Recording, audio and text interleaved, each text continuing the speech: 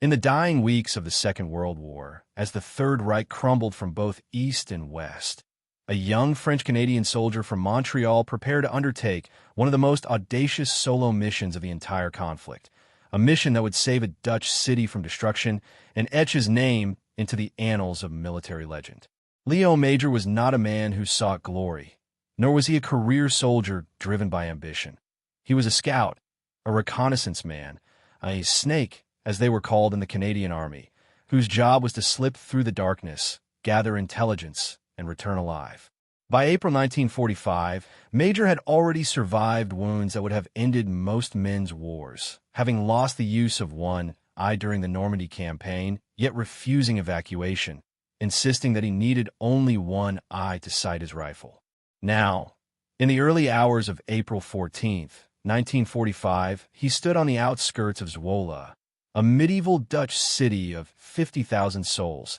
and listened to the plan that would send him into the unknown. The Allied advance through the Netherlands had been methodical but costly, and the German occupation forces in Zwolle were preparing to make a stand. Intelligence suggested that the enemy had fortified positions throughout the city, and the Canadian Command, specifically the 3rd Canadian Infantry Division, to which Major belonged, faced a terrible dilemma. They could order a preliminary artillery bombardment to soften German defenses, a standard military procedure that would inevitably reduce centuries-old architecture to rubble and kill countless civilians. Or they could send in ground troops to fight street by street, house by house, a grinding urban battle that might cost hundreds of Canadian lives. Major's commanding officer, aware of the scouts' exceptional skill and almost supernatural luck, proposed a third option: send a reconnaissance team into Zwolle to assess the German strength and, if possible, locate enemy headquarters and gun positions to make any subsequent attack more precise and less destructive. Major volunteered immediately, as he always did, and was paired with another scout, Corporal Willie, a fellow French-Canadian with whom he had shared cigarettes and stories in the muddy trenches of the Scheldt estuary. The two men checked their equipment in the fading light of April 13th. Sten submachine guns, grenades, fighting knives, and the scouts' essential tools of silence and shadow. They moved out after midnight, crossing the flat Dutch countryside that seemed to offer no cover, every silhouette of a windmill or farmhouse potentially hiding a German machine gun nest. The first hours passed in tense silence, the two scouts communicating with hand signals, their boots sinking into the soft earth of polder country. They reached the outskirts of Zwolle as the city clock struck 2, the ancient walls and canals that had protected Zwolle since the Middle Ages now serving as fortifications for the Wehrmacht. It was here, in the shadows of the first buildings, that disaster struck. A German patrol, perhaps alerted by a sound or simply conducting a routine sweep, stumbled upon the two Canadians. In the chaotic seconds that followed, Arsenault was hit, the bullets striking him before he could fire his Sten, and he fell without a sound that Major would later recall as anything more than a grunt and the thud of body on cobblestone. Major himself fired back, his single eye straining in the darkness, and the Germans withdrew,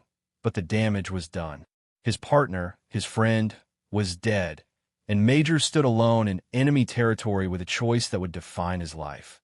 return to Canadian lines and report the failure of the mission, or continue alone into the heart of a fortified city occupied by an enemy army that had already killed one of his comrades that night. He chose to continue, not out of bravado or a desire for medals, but because he had given his word, because Willie had died for this mission, and because somewhere in that dark city were 50,000 Dutch civilians who would wake up to either liberation or artillery fire, depending on what one one-eyed scout did in the next few hours. Major dragged Arsenault's body into a doorway, covered his face with a ground sheet, and whispered an apology that no one would hear. Then he checked his weapons, adjusted the patch over his empty right socket, and walked into Zwolle. What followed was not a battle in any conventional sense, but rather a masterpiece of psychological warfare conducted by a single man who understood that in the confusion of war, perception often mattered more than reality.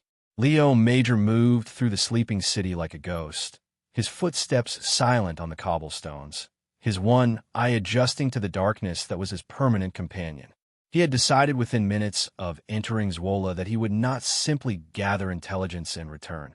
He would convince the Germans that they faced an overwhelming force, that the Canadian army was already inside the city in strength, and that resistance was not merely futile but suicidal. It was an absurd proposition, one man against a garrison that intelligence suggested numbered in the hundreds, perhaps over 1,000 seasoned troops with machine guns, mortars, and the desperate courage of soldiers who knew that defeat meant capture by an enemy they had been taught to fear. Yet Major had spent months in the reconnaissance platoon of the Royal Regiment of Canada, and he knew that night operations amplified confusion, that the human mind in darkness multiplied shadows into armies, and that the Wehrmacht in April 1945 was no longer the unstoppable force that had conquered Europe, but a fraying army of exhausted men, many of them no longer believers in their cause. His first action was to locate a German machine gun nest that his training told him would be positioned to cover the main approach to the city center. He found it in a converted shop overlooking a canal bridge. 3 soldiers huddled around their weapon, more concerned with the cold than with vigilance. Major did not attack them. Instead, he circled wide, found a position across the canal, and fired a burst from his Sten into the air above their heads. The Germans scrambled for their gun, firing blindly into the darkness, and Major was already moving, running along a parallel street, finding another position from which to fire. For the next hour, he became a one-man army, appearing here, then there, never in the same place twice, his Sten chattering in short bursts, his grenades exploding in empty streets to create the illusion of multiple attacking forces. He varied his tactics, sometimes firing single shots from different locations to suggest snipers, other times emptying half a magazine to simulate an assault group. He moved through alleys and across rooftops, using the medieval architecture of Zwolle to his advantage. The narrow streets funneling sound in ways that made it impossible to determine his true numbers. Twice he encountered German patrols and slipped away before they could engage, leaving behind only the echo of his passage. By 3 a.m, the German garrison was in turmoil, officers receiving reports of Canadian infiltrators everywhere, of attacks on multiple positions, of an enemy that seemed to materialize from the fog and vanish just as quickly. Major, meanwhile, had reached the city center, his uniform soaked with sweat despite the April chill, his remaining eye burning with fatigue. He found a German staff car parked outside what he correctly identified as a commandeered hotel serving as officers' quarters, and here he made his boldest move. Approaching the vehicle, he discovered a German officer asleep in a back seat, evidently returning from some late conference. Major pressed his Sten against the man's chest and woke him with a whisper in French-accented English, telling him that the city was surrounded, that thousands of Canadians were even now closing the noose, and that his only hope of survival was to cooperate. The officer, a major himself, stared into the face of this apparition, this one-eyed demon who claimed to represent an army, and something in Major's absolute certainty convinced him. Under duress, the German revealed the location of the garrison commander and the approximate strength of the defending forces, information that Major memorized even as he planned his next deception. He bound the officer with his own belt, took his papers and sidearm, and then did something that elevated his mission from daring to extraordinary. He walked into the German headquarters building, using the captured officer's documents to bluff his way past sentries who were already jumpy from the reports of fighting in the streets. Inside, he moved from room to room, his heart pounding but his voice steady, telling officers and clerks alike that the Canadian assault had begun, that artillery would fall within the hour, and that their only chance was immediate evacuation. Some believed him. Others were skeptical but uncertain enough to delay action, to send runners for confirmation that never came, to hesitate in that fatal moment of indecision that Major exploited ruthlessly. By 4 o'clock, he had captured, bluffed, or convinced a dozen German soldiers, binding them with telephone wire and leaving them in a cellar with promises that they would be treated well if they stayed quiet. The night was half over, and Major had not slept in 36 hours, sustained only by adrenaline and the image of Willie Arsenault's covered face in that distant doorway. He knew he could not maintain this deception indefinitely. Dawn would reveal the truth that one man had held a city hostage with noise and shadows. He needed to end this now, to force a decision before the sun rose and exposed his solitude. The breaking dawn of April 14th, 1945, found Léo Major on the upper floor of a canal house in the heart of Zwolle, watching the eastern sky lighten from black to gray to the pale blue of a Dutch spring morning, and calculating how much longer he could sustain the illusion of an army. Through the night, he had moved like a phantom through the city, his Sten gun hot from firing, his grenade supply depleted, his voice hoarse from shouting commands in both English and his broken German, trying to sound like multiple officers directing non-existent platoons. The German garrison, meanwhile, had descended into the chaos that Major had orchestrated, field telephones ringing with contradictory reports, runners arriving from positions that claimed to be under heavy attack, while others reported silence. Officers arguing in headquarters about whether to counterattack or consolidate, to fight or flee. The captured German major, still bound in the staff car, where Major had left him, had been discovered by his own men, and his confused account of a one-eyed Canadian who claimed to command legions had been dismissed as shock or delirium. Yet the evidence of fighting was undeniable: the spent cartridge cases in the streets, the bullet holes in buildings, the wounded men arriving at aid stations with stories of attackers who came from nowhere. As the first light touched the spires of Zwolle's ancient churches, Major made his decisive play. He had identified the main German strongpoint during his nocturnal wanderings, a schoolhouse near the railway station where approximately 100 soldiers were concentrated with machine guns and mortars, apparently preparing for a last stand or a coordinated breakout. Rather than avoid this hornet's nest, Major walked directly toward it, having changed into a German greatcoat he had taken from his captured officer, his Sten concealed beneath the heavy wool. He approached the perimeter guards with a confidence born of exhaustion and fatalism,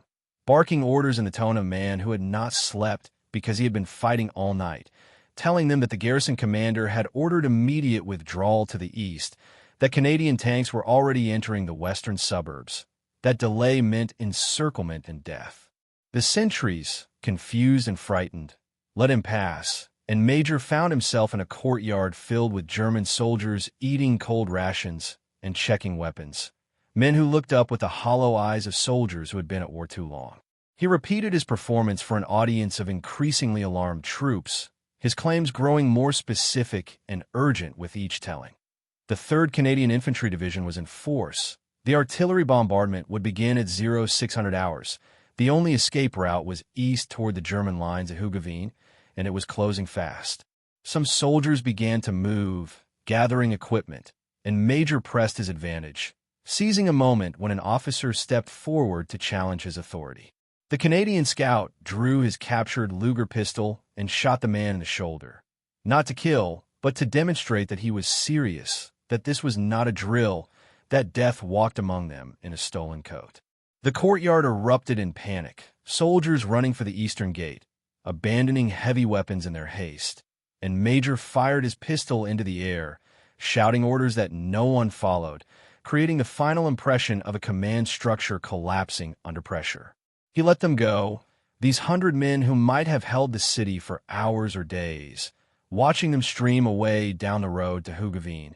and then he turned back toward the city center because his work was not yet done. There were still German units scattered throughout Zwolle, still officers who might restore order, still the possibility that someone would realize the truth and return with vengeance. Major moved through the waking city now in full daylight, his deception becoming more dangerous with each passing minute, but also more effective as the rumors he had seeded overnight took root and grew. He found another group of soldiers, these ones already preparing to withdraw based on reports they had received, and added his authority to their decision, helping them load trucks with equipment and sending them on their way with warnings to spread the word that Zwolle was lost. By 7 o'clock, he had personally directed or encouraged the evacuation of several hundred German troops, and the city was beginning to realize that something extraordinary was happening. Dutch civilians, who had spent the night in cellars and attics, began to emerge,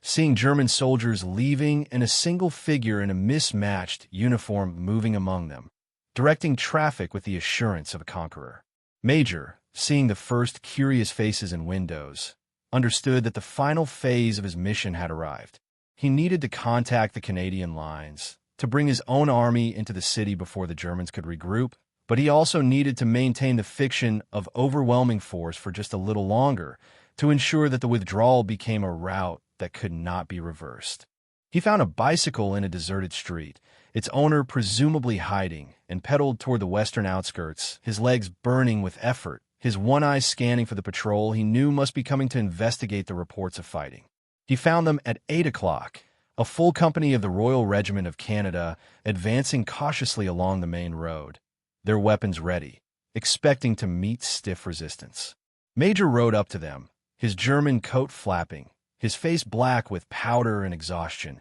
and identified himself to an astonished lieutenant who had been told to expect a scout's report,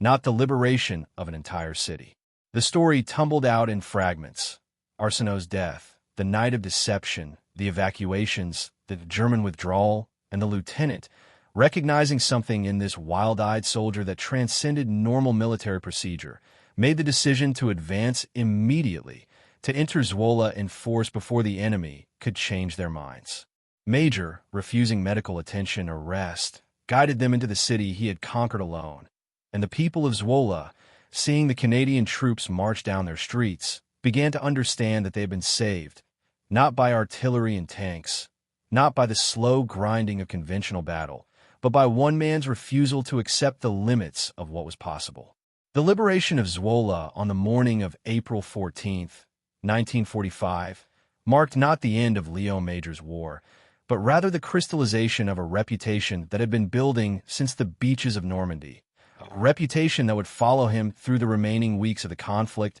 and into the strange peace that followed. As the citizens of Zwolle poured into their streets to greet the Canadian liberators, as the orange flags of the Dutch royal family emerged from hiding places and the church bells began to ring for the first time in 5 years, Major stood apart from the celebration, watching with his single eye and thinking of Willie Arsenault, whose body still lay in that doorway where he had left it. He guided a burial detail back to the outskirts, retrieved his friend's remains, and stood at attention as they were carried to a temporary grave, promising himself that he would see Arsenault properly honored, a promise he would keep in the decades to come. The Canadian command, initially skeptical of reports that one scout had cleared a city of 1,000 enemy troops, launched an investigation that confirmed every detail of Major's incredible night. The captured German officers who corroborated his infiltration of their headquarters, the abandoned positions throughout Zwolle, the testimony of Dutch civilians who had watched a lone soldier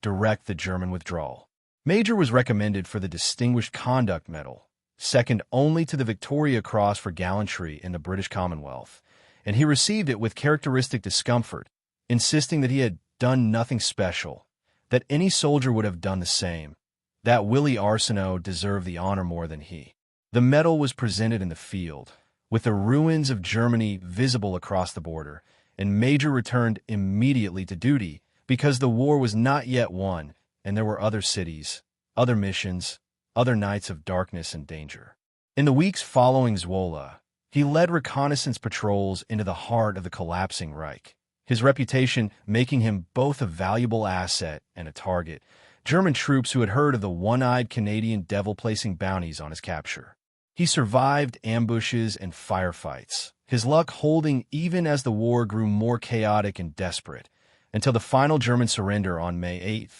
1945, found him in the northern Netherlands, alive and unbroken, one of the few original members of his regiment to have survived from Normandy to victory. The peace that followed was not kind to Léo Major in the ways that mattered most. He returned to Montreal to find that his father, who had urged him to join the army to make a man of himself, had died during the war, and that the city he had left in 1940 had changed in ways he could not articulate. He worked various jobs, married and divorced, struggled with the memories that came unbidden in the night, and found that the skills that had kept him alive in Europe,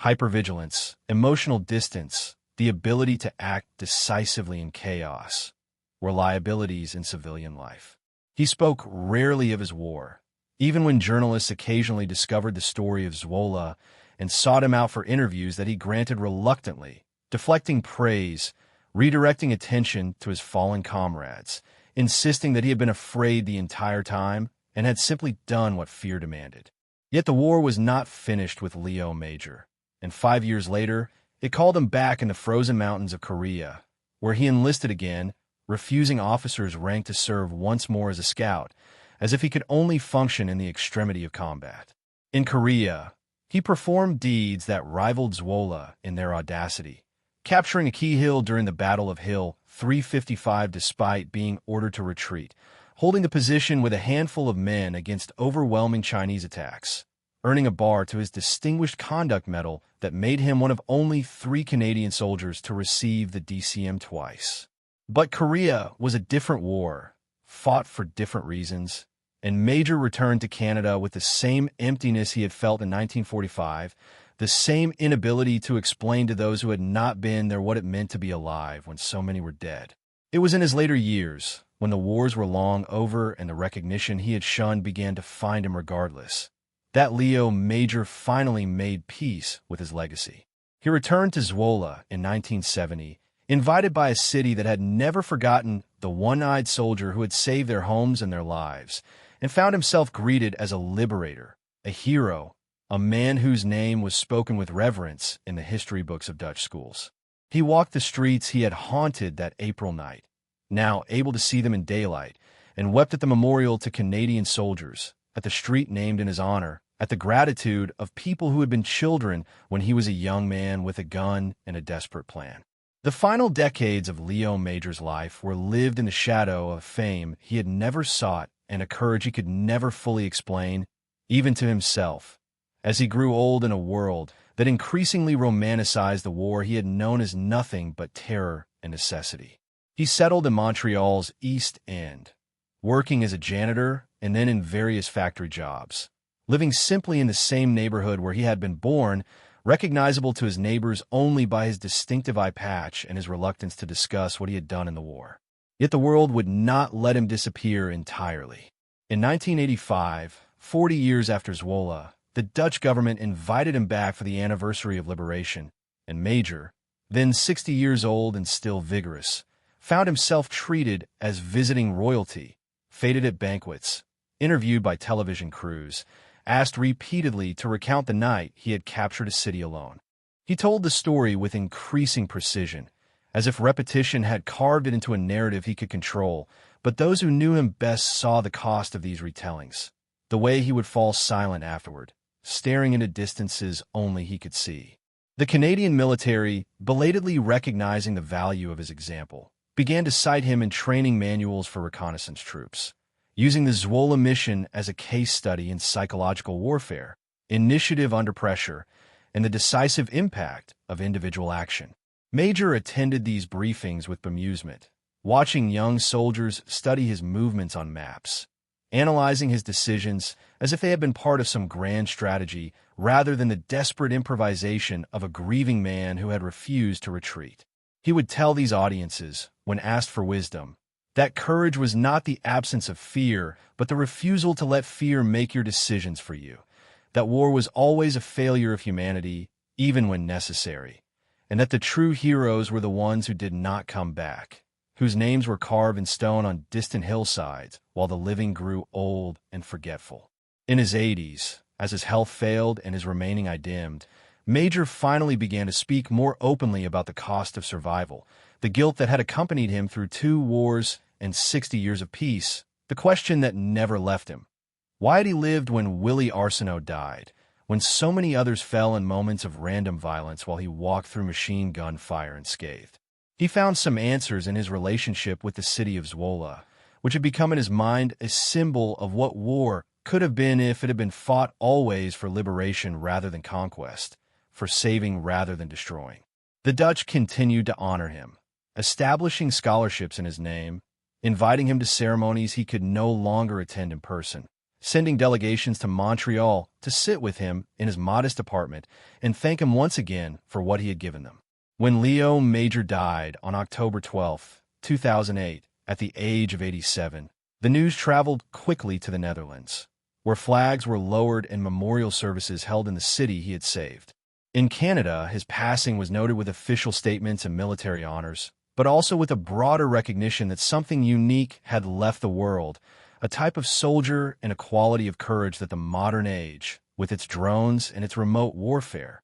might never produce again. He was buried with full military honors in Montreal, his coffin draped in the Canadian flag, his medals, including the Distinguished Conduct Medal with bar that made him one of the most decorated soldiers in Commonwealth history, displayed on the velvet cushion that military tradition demands. Yet the most fitting memorial to Léo Major remains not in any cemetery or museum, but in the living city of Zwolle, where every April 14th the bells ring out in remembrance, where schoolchildren learn his name alongside the great liberators of Dutch history, and where a street sign on the edge of the old city center still bears the name Léo Major Lane, marking the route that a one-eyed scout walked in darkness, armed with nothing but his wits and his refusal to accept that one man cannot change the world. The story of Zwolle, told and retold in books and documentaries, has become part of the larger narrative of World War II,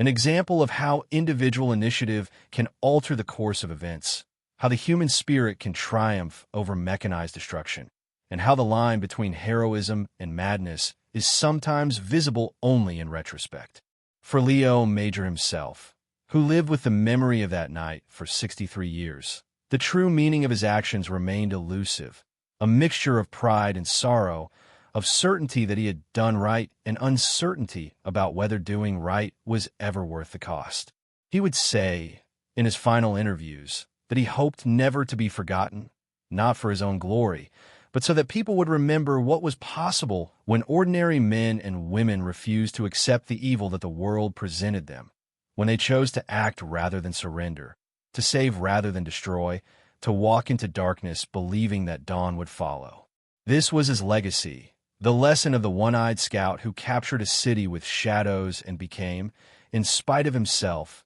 a legend of the war that was supposed to end all wars.